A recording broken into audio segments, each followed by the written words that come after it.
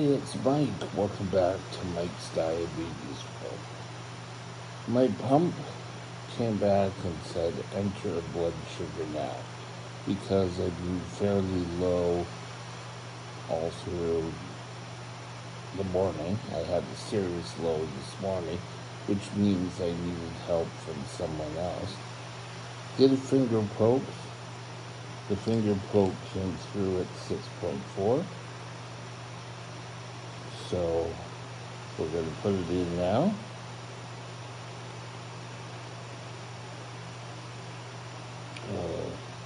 Sorry.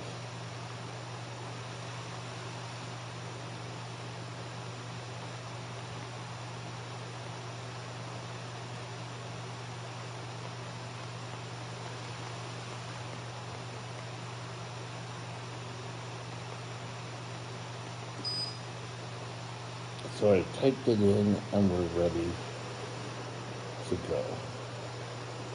So today I want to discuss me, not a typical diabetic. Well, there's some of you who's been watching the channel know I ended up in long-term care. And one of the reasons I've ended up in long-term care is because the control of my diabetes. I virtually have no control. I am what they call severe labile. Now, labile meaning I can go either way. It used to be called brittle diabetic. And they decided, well, diabetes doesn't break. So they went with labile. There's people argue on how to pronounce that. But labile diabetes makes you almost want to sound southern, but that's southern accent. I know. It should be canceled for it. But, okay, so, what is a brittle diabetic? Well, it's virtually, you can go from a high blood sugar to a low blood sugar. Yesterday, I had a blood sugar during the night of 14. This morning, I woke up with a blood sugar of 8, and it went down to 3.2, I think it was. So, my blood sugar's all over the place. Well, why don't you use insulin to control it? Or why didn't you cut back on your insulin?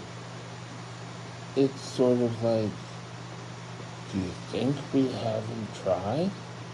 It's really, people always assume that they know that, oh, that diabetic isn't in control.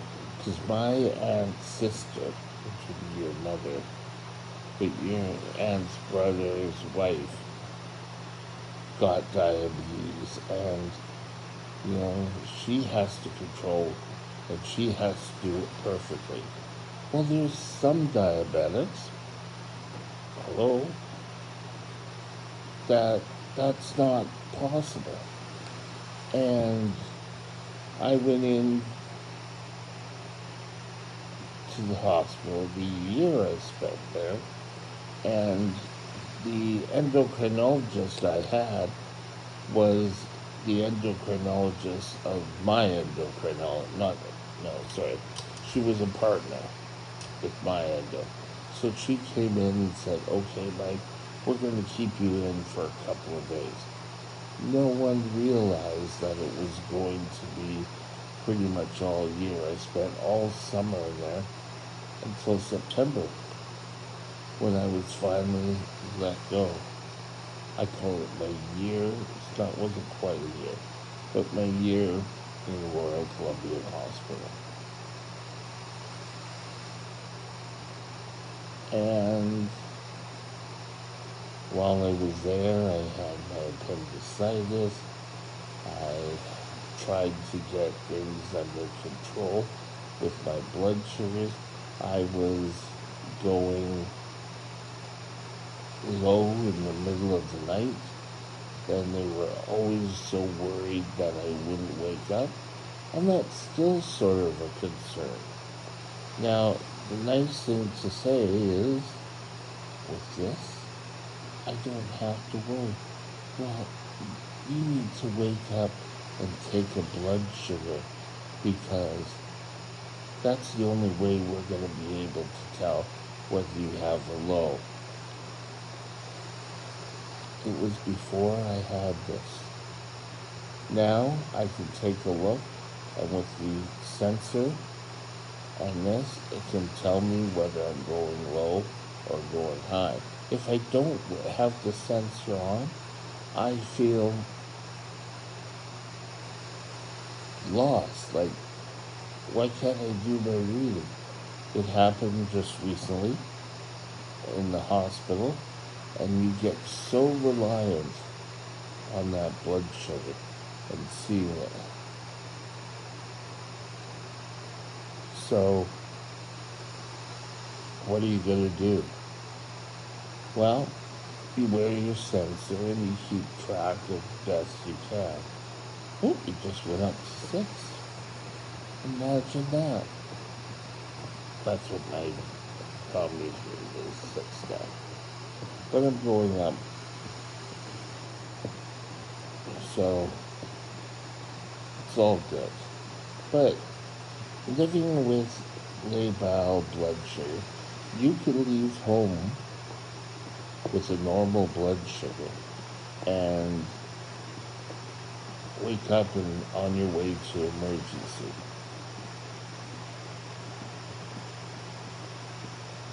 And, you get the doctors, well, why don't you just take care of yourself? You've got to take care of yourself.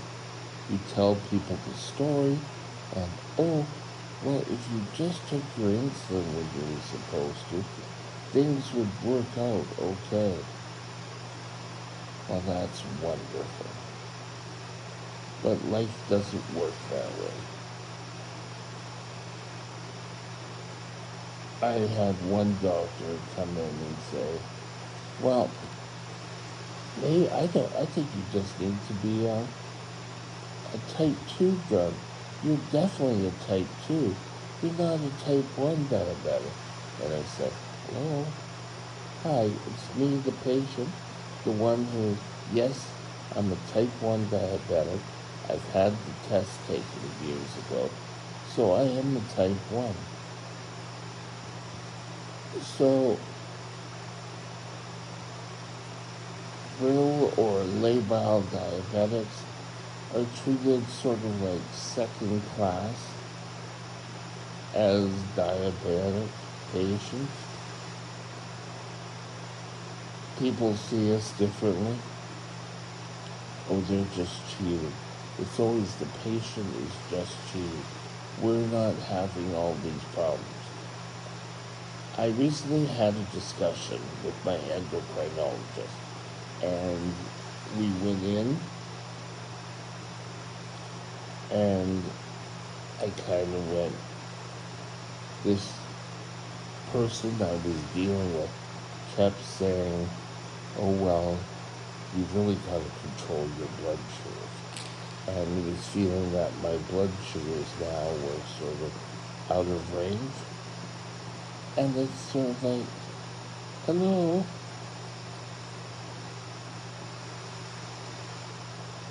And the doctor said to me, well, years ago when you came under our care at Royal Columbian, you kind of, yeah, I wonder if he is playing around with it.